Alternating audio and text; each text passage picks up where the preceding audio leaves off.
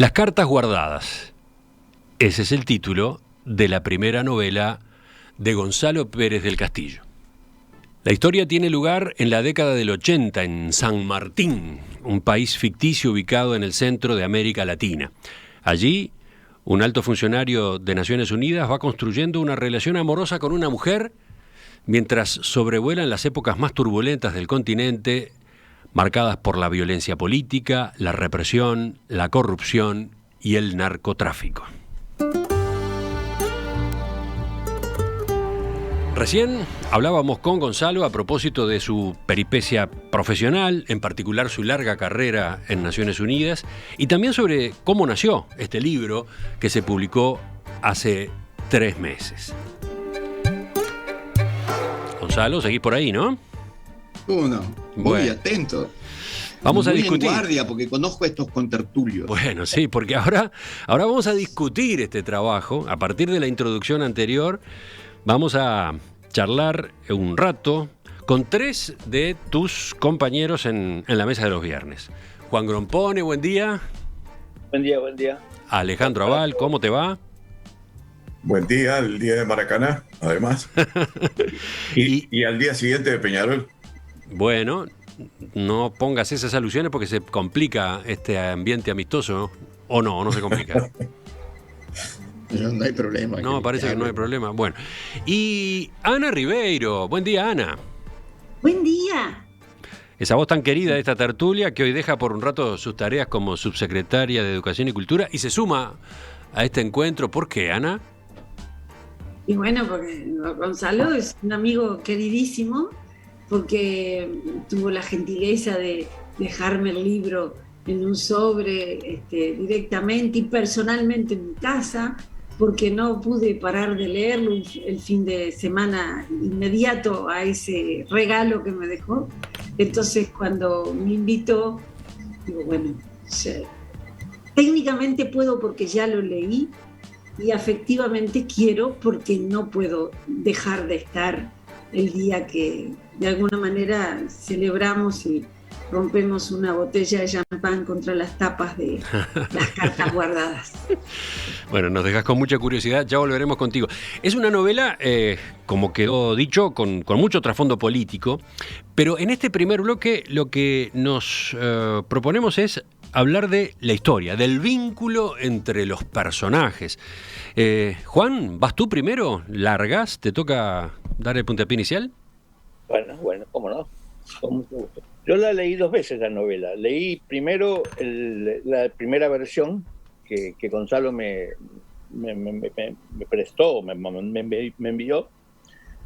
Tuve que acomodarla para poderla leer en un Kindle porque era electrónica y era bastante larga, entonces imprimirla me daba mucho trabajo, entonces la leí en forma electrónica. Y luego de eso le hice algunas sugerencias. También Alejandro hizo más o menos lo mismo. Entonces, esa es una primera lectura, luego hice la lectura de la novela, la versión definitiva, la que está publicada. Y para mí, la novela tiene 2 grandes temas. En primer lugar, tiene una historia de personajes muy interesantes. Y en segundo lugar, tiene afirmaciones políticas. Creo que es razonable considerar los 2 temas por separado. Es decir, me parece razonable que en esta primera instancia hablemos de la historia y en una segunda parte de la política, ¿no? Porque es una novela política. Bueno, y entonces en la historia, básicamente es una historia de amor entre 3 super personajes, quiero decirlo porque no son personajes comunes y corrientes, son personajes muy especiales. Por empezar, hay un primer doctor Schweizer uruguayo que trabaja en el centro de América. En ese país inventado, San Martín, pero que para mí es Bolivia.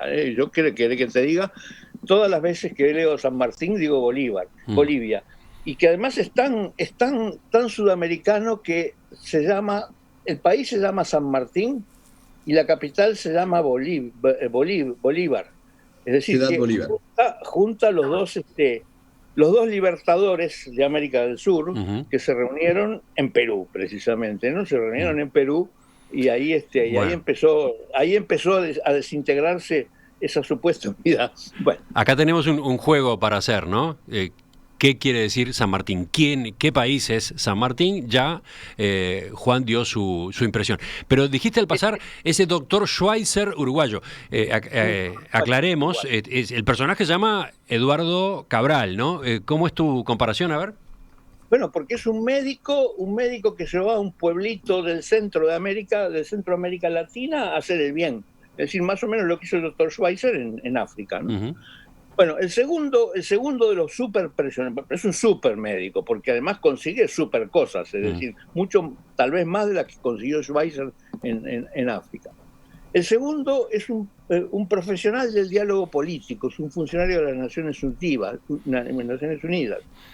Es un peruano de ojos azules, eso es tal vez lo que hay que decir. Y además es un mago de la argumentación y de la conciliación y del diálogo. Augusto Prat es el nombre, representante permanente de la ONU en San Martín, ex canciller y primer ministro en Perú, según se informa, ¿no? Y el tercer personaje es una mujer hermosa como Caterina Zeta-Jones, política como Rosa Luxemburgo y guerrera como Juana de Arco. Por eso es una supermujer, ¿no? Es decir, es una mujer imposible de existir, imposible de juntar esos tres nombres que cité, por ejemplo. María Dumont es el nombre del personaje en la novela. Sí, efectivamente, un personaje muy potente, ¿no? Hasta podría discutirse eso, podría polemizarse a propósito del protagonismo que tiene, del lugar que ocupa en la novela, ¿no? Los puse en orden de potencia. Creo que el doctor Schweitzer era una especie de hombre bondadoso, luego viene el profesional y viene la que se lleva el mundo por delante, ¿no? Bueno, estos tres personajes forman un triángulo pasional, pero que no, sin conflictos, porque ocurren en distintos momentos del tiempo, ¿no? Es decir, hay una relación entre el doctor Schweitzer y Juana de Arco, y hay una relación entre el político de ojos azules y Juana de Arco, pero en distintos momentos. Es decir, para mí lo más interesante que me atrapa de la novela, y que creo que atrapa a todo el mundo de la novela, es la historia de estos tres personajes. Es decir, es una historia fantástica. Y hay un cuarto personaje subyacente, que es las Naciones Unidas. Las Naciones Unidas está omnipresente casi todo el tiempo, pero para mí ese es un personaje secundario en la novela. Bueno. Es decir, esto es lo que quiero decir como introducción para hablar sobre el tema. Emiliano, Sí. En mi primera defensa, ¿puedo hacer un muy breve comentario? Sí, ¿estás autorizado? Bueno, primera defensa es que el libro empieza diciendo: yo quiero contar la historia de tres personajes que son absolutamente extraordinarios. Uh-huh. Es decir, el relator, que es otro personaje de la novela, pero él solo está ahí de testigo, empieza diciendo eso: yo tengo que escribir esto porque yo tuve la dicha de participar en mi vida junto y recorrer un camino con tres personas extraordinarias. Sí, me quedan preguntas picando, pero voy a agregar esto antes de pasar la palabra. A mí me sorprendió la comodidad con la que te moves en este estilo en la novela, ¿no? De todos modos, mi opinión importa poco, yo no soy un especialista. Sin embargo, anoche, en la mesa redonda de presentación de las cartas guardadas, uno de los panelistas, Luis Nieto, que es escritor, guionista y director de cine, fue muy elogioso.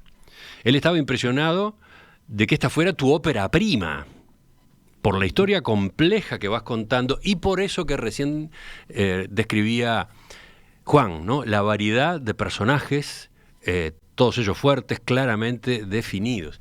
Me queda la duda de cómo te sentías tan seguro con este formato. ¿Podés, en 2 palabras, contestar eso? Sí, no, eso no me resultó difícil, sinceramente. ¿No habías escrito antes ninguna otra novela? ¿No hay ninguna otra novela tuya guardada en un cajón en tu casa, no? No, yo escribí 2 obras de teatro, por eso es que en este libro hay tanto. También Luis Nieto comentó que había mucho diálogo. Sí, le llamaba la atención cómo te apoyabas tanto en el diálogo. Sí, mi vocación inicial es de dramaturgo más que de novelista. Uh-huh. Yo escribí 2 obras de teatro antes de escribir los versos. Y unas fueron representadas, pero no las publiqué. Y, pero mi vocación me encanta lo de los diálogos. Y aparte estuve muy vinculado al mundo. Yo hice bastante teatro. Así que eso me vamos conociéndote un poco más. Eso sirve, eso da contexto, permite entender este trabajo. Pero sigamos. Ana decía recién, antes de salir del aire, que ella se dejaba para el final. ¿Te mantenés ahí o te largás ahora? Como quieran, ya. Alejandro. No hay problema, como tú digas, sos el jefe. Bueno. Va primero Alejandro, entonces, mantenemos el suspenso con Ana. Bueno, nos queda el suspenso de lo que dirá Ana. Ya algo de lo de Juan lo hemos oído. En realidad, lo que más me asombra, mirándolo a esta altura, después de haber leído y releído las cartas guardadas, es que un ingeniero agrónomo sea capaz de escribir algo así. Que no es lo que a uno le parece normal, ¿no es verdad? Por supuesto que no estoy quitándole mérito académico a los ingenieros agrónomos, ni muchísimo menos. Solo digo que, bueno, uno se imagina más a otro tipo de académico escribiendo estas cuestiones. Pero bueno, la verdad que no por el contenido de la novela, sino por la forma como que lo escribe, que es excelente, ¿no? Realmente lo que te ha quedado, Gonzalo, es una obra, no es una obra cualquiera, es una novela muy buena, muy bien escrita. El personaje que quizás no han insistido ni Juan ni tú, pero para mí es importante, es Daniel Sanguines, que es quien hace el relato, ¿no es verdad? Todo un relato en primera persona, que además se conecta muy bien con el final de la novela, que prefiero no mencionarlo, porque si no sería andar contando demasiado de cómo es que termina, y bueno, ya perdería hasta algo de interés el leerla. Daniel, que es el representante adjunto de Naciones Unidas en San Martín, ¿no? El que trabaja junto a Arturo Prat. Efectivamente, pero él no tiene un protagonismo en la novela importante, solo que es quien lleva el relato. Y lleva un relato que tiene que ver mucho con lo que al final de la novela explica por qué es él que lleva el relato. La verdad que es muy bueno el entronque de Sanguines con el resto de los personajes. Por supuesto que Augusto Prat está perfectamente delineado como un funcionario, típico, supongo, de las Naciones Unidas. Eduardo Cabral, el médico de Pelayo, es un hombre extraordinario, que además de los méritos que le daba a Juan, creo que en algún momento se agrega en la novela que era además un académico, había sido un reconocido profesor neurocirugía, si no me recuerdo mal. Y o sea que, bueno, no solo un hombre bueno que ha hecho una carrera profesional, sino que además es un académico que ha pasado a cumplir una acción de bien inspirada en muy buena parte con esa relación que se le ha cortado con el otro personaje importante que es María Dumont, la comandante Amanda, como le decían en algún momento durante sus incursiones por África. Un personaje muy singular, con mucha fuerza, y qué bien que además le pone fin Gonzalo al relato sobre Augusto Prat y María Dumont, que tampoco lo voy a decir ahora, pero para quienes lean después la novela, también les va a asombrar lo bien que cierra esa pareja de personajes importantes, a los cuales se unen una cantidad más, ¿no? El presidente Bascuñán, por ejemplo, que no es corrupto, pero es un duro, como dice en varios lugares la descripción que se hace de él.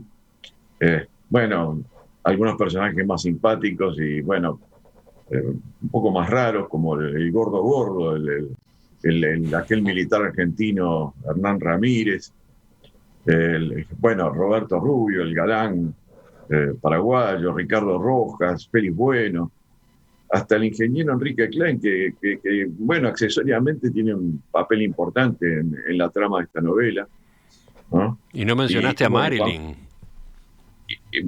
Ya también, por supuesto, Marilyn. Sí, Marilyn yo la veo como algo más más tangencial en el relato importante, pero está por todos lados Marilyn, ¿no? La secretaria. A ver, Gonzalo, ¿por qué te reís ahí? Sí, porque hay mucha gente que se enamora de Marilyn, lo que no no era el propósito que la gente le gustara tanto Marilyn, pero mucha gente me ha dicho, mira, sí, María es un personaje extraordinario y todo, pero Marilyn no está nada mal. Me gustó mucho. Lo que pasa es que aparece que todo el mundo también en la novela se enamora de ella, entonces, bueno, ya, de una manera, salvo el Cabral, que está con su corazón fijo en María Dumont y que resiste a la propia Marilyn, que además es casada, bueno. Pero en esta trama, bueno, no sé si podríamos hablar de esa segunda parte, capaz que no, la parte que Juan pedía que se conversara después, que es el trasfondo político. Sí. A mí, de lo que acabas de repasar recién, en tu resumen, hay una parte del libro que me fascinó, que es toda la descripción que hace el autor, Gonzalo, a través de Daniel, del trabajo del médico allí, en ese pueblo, en el interior mismo, allá en lo más profundo de San Martín, ¿no? Cómo desarrolla el proyecto, en especial del hospital, bueno, la relación con la comunidad. Esa parte me pareció jugosísima. Pero vamos a escuchar a Ana, que ya es momento. Bueno, a mí esta novela, que reitero, la leí de una sentada así en el fin de semana, me despertó cosas contradictorias. De a ratos anotaba en el borde y decía, le tengo que decir a Gonzalo que esto así no, porque así no se hace, tiene que ser distinto. Pero a su vez eran las 11, las 12 y yo seguía leyendo y no podía parar de leer. Que creo que es el elogio mayor que cualquier lector puede hacer respecto a un libro, porque ya lo decía Borges, ¿no? No hay que ser piadoso con los libros, hay que leerlos solo cuando los libros se mantienen a lo largo de una lectura. Y no hay que leer por obligación ninguna, y en no hay ninguna obligación.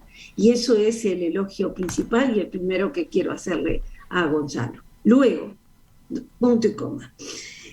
Acá hay una mezcla de estilos que para futuras novelas, porque esto parece hablar de un futuro literario aventuroso de Gonzalo, para futuras novelas va a tener que corregir, o sea, uno puede generar géneros nuevos, puede hacer géneros mixtos, pero mezclar no es fácil y hay que hacerlo muy bien. Porque ¿qué pasa acá? Acá hay un thriller poderoso.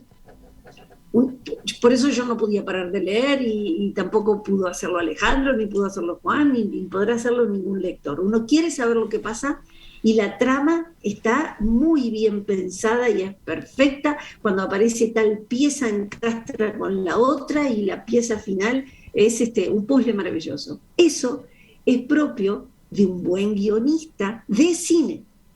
Más que teatro, yo veía cine, porque la espectacularidad de los personajes, que están todos a la enésima potencia, como dijo muy bien Juan, requiere eso, ¿no? Son estereotipos exitosos cada uno de los tres personajes.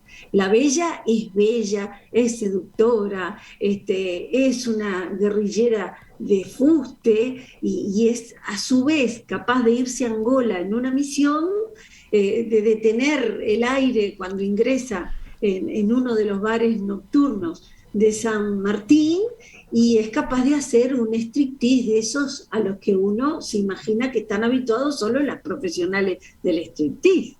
Entonces, caramba, un personaje que nuclea todo eso llega a un punto en que no es del todo creíble, salvo en un pacto entre el lector y el autor de absoluta fantasía de género potenciado cinematográfico. Pasa lo mismo con el doctor, es tan bueno que uno tiene ganas de pegarle un bofetazo en alguna página, vaya por Dios, es una bondad y una entrega a ese amor idílico que también parece orillar lo no creíble de tan fantástico que es. Y bueno, y don Arturo, perdón, pero los hombres se enamorarán de María, las mujeres nos enamoraremos de don Arturo, ¿no? Fascinante. No gusto.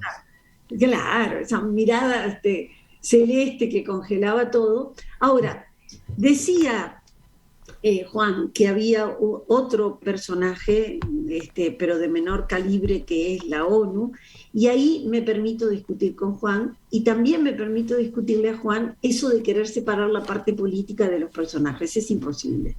Están tan imbuidos todos ellos del rol que cumplen en una interpretación global del mundo y de América Latina en la segunda mitad del siglo XX, que por más que haya una historia amorosa, apasionada, no se puede leer si no se lee junto con la lectura de los factores políticos que inciden, porque el romance es interrumpido, atravesado, diría yo, por las razones políticas, porque una persona que hay una página maravillosa en la que el autor pone en boca de don Arturo una lectura de lo que es María y dice, es alguien arrepentido, pero que no puede admitirlo.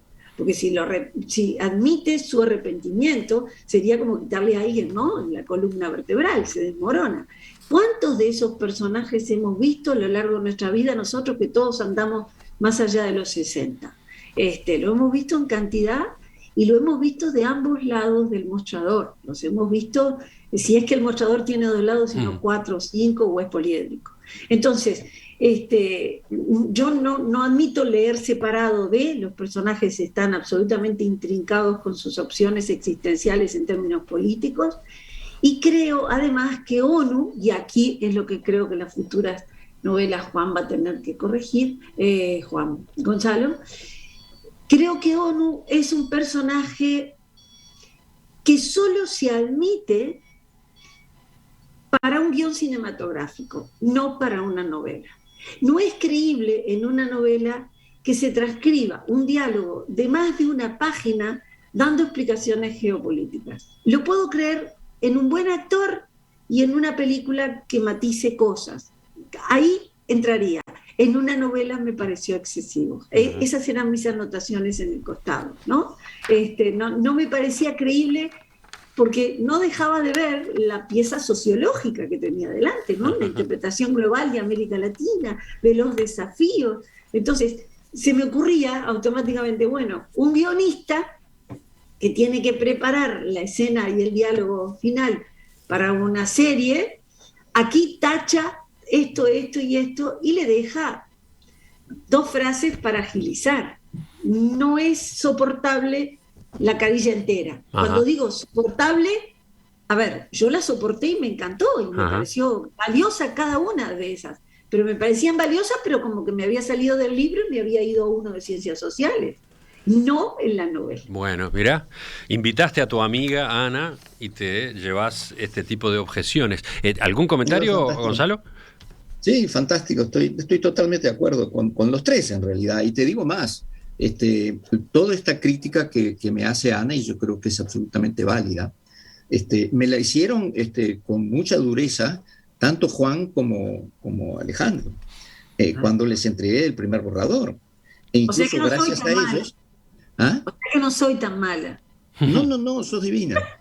Y Juan y Alejandro, y yo se los agradezco mucho, me cortaron. Si Ana hubiera leído la primera versión, capaz que se ofendía conmigo, no venía a la tertulia a discutir, porque Alejandro y Juan me cortaron muchas cosas. ¿Ah, sí? Claro, sí, mucho. Yo por eso en el libro están agradecidos los 2, y no es un agradecimiento así por cumplir y porque se tomaron el trabajo de leer, incluso Juan en una versión electrónica, bueno, los 2 leyeron electrónico, pero realmente me ayudaron mucho porque es verdad lo que dicen los 3, dijeron ellos en su oportunidad y que Ana recoge ahora. Yo quise hacer las 2 cosas. Es decir, yo quería contar una historia de amor, pero yo quería contar las cosas que pasan en esta América Latina desgarrada. Y no me parecía que tenía sentido si yo no contaba también el desgarro, si no lo explicaba, ese desgarro profundo que tiene la sociedad latinoamericana, que siendo un continente tan fabuloso y maravilloso no nos permite ser nadie en el mundo. Y ese, como ustedes bien saben, es un dolor que yo llevo conmigo. Y la verdad es que creo que incluso, creo que fue Alejandro, si puedo decirlo, Alejandro, que me dijo, tú escribiste 2 libros acaso. Son 2 libros distintos. Hay algo de eso. Uno es un libro político, un ensayo político, no sé qué, y otro es una historia de amor. A mí me gustaron las 2. Pero mezclar todo eso es muy... ¿Por qué no escribí? O fue Juan, uno de los dos me lo dijo. A ver, que vuelva Juan entonces. Después de haber escuchado estas otras intervenciones, tú que empezaste, Juan, ¿qué agregas? Yo creo que sí, que son dos historias distintas, ¿no? Por eso digo que primero quería considerar la historia de amor y luego, en la segunda parte, quiero hablar de la política. Así que creo que son dos libros, hay que entresacarlos y separarlos. Por eso estoy haciendo eso, ¿no? Intentando hacer eso para la segunda parte, ¿no? Hablar de la política. Es difícil separar esos gemelos, están unidos por la cabeza. Yo creo, Emiliano, que no, lo que dijo Ana recién, todo está armado de tal manera que las dos cosas tienen que ser contadas al mismo tiempo, porque no se explican, por lo menos no se explica la historia de amor, que es el centro de alguna manera de la novela, no se explica si no tiene todo ese contexto del cual Juan, fue recortando, hasta llegar a mostrarnos lo que él sentía sobre el contexto de la relación de pareja en los años 80 y en el marco de un país, como dijo Juan, que, todo parece que es Bolivia, hasta por los límites geográficos que le da Gonzalo a ese país. Y la coca, ¿no? Bueno, la coca, pero la coca no es solo de Bolivia, digamos que eso podría ser Colombia también o hasta Ecuador en alguna parte. Pero no tiene mar. Es productor de coca sin costas, que es Bolivia. Pero a eso hablamos después, ¿no, verdad? Bueno. No, eso es la geografía nada más. Bueno, yo me tomé el trabajo de delinear perfectamente dónde queda San Martín. Y tiene al sur y al este tiene fronteras con Bolivia. Así que no puede ser Bolivia. San Martín es como son los personajes, son un puzzle, es un agregado de todos los problemas que tienen los países latinoamericanos. Así como los personajes son un agregado de las virtudes y los defectos de gente con la cual yo recorrí buena parte de mi vida. Pero el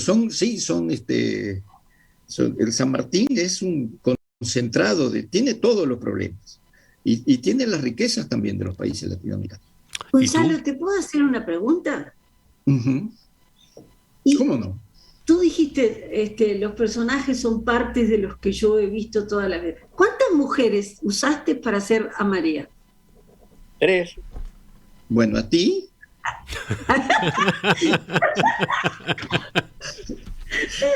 Que tenés siempre porque tuviste que una de las características de María es que no le deja pasar una al viejo representante, le contesta todo y lo pone en su lugar todo el tiempo. Tiene una lengua rapidísima. Así que eso me inspiré en algunas personas con las cuales tertulié un poco, que no dejan pasar una. No hay duda que lo que va contando Daniel con galantería es la galantería de Gonzalo. Bueno, ahí está.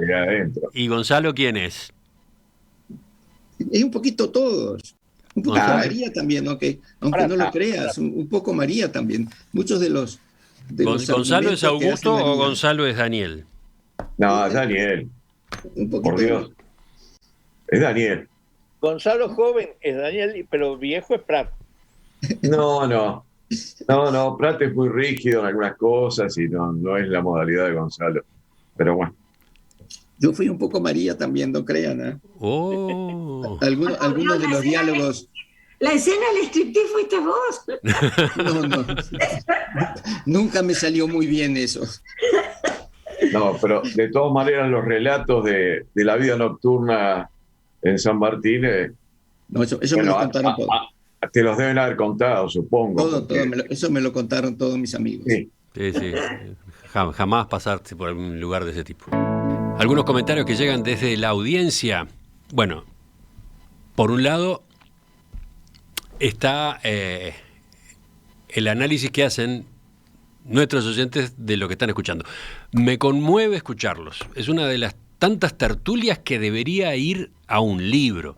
Realmente están siendo un ejemplo de crítica constructiva atravesada por el cariño sincero. Es maravilloso escucharlos, dice Lorena, que está muy impresionada por eso, ¿no?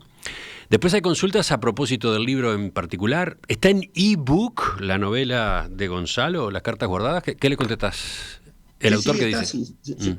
Hoy día, por suerte, desde hace una semana se puede comprar en cualquier parte del mundo. Bueno. En forma electrónica, te lo mandan, entras en una página y después te paso el Hasta link. en San Martín capaz que se puede vender. Sí, en San Martín parece que hay mucha demanda en San Martín. En el caso de San Martín, los fondos van para el hospital. Sí, por supuesto. Bueno, ¿Cómo podría no ser? Está Noel, que dice, daba muchas ganas de leer la novela, y aparece también este otro tipo de comentarios. Siendo yo hincha de Nacional, me alegraron el viernes cuando me enteré del regreso de Ana por esta mesa de la tertulia. Mirá, Ana, tu función terapéutica esta mañana es aliviar a los bolsos del bajón con el que andan en este viernes. Ya volvemos, ya seguimos en esta tertulia especial hoy, ya continuamos en la discusión a propósito de Las cartas guardadas de Gonzalo Pérez del Castillo.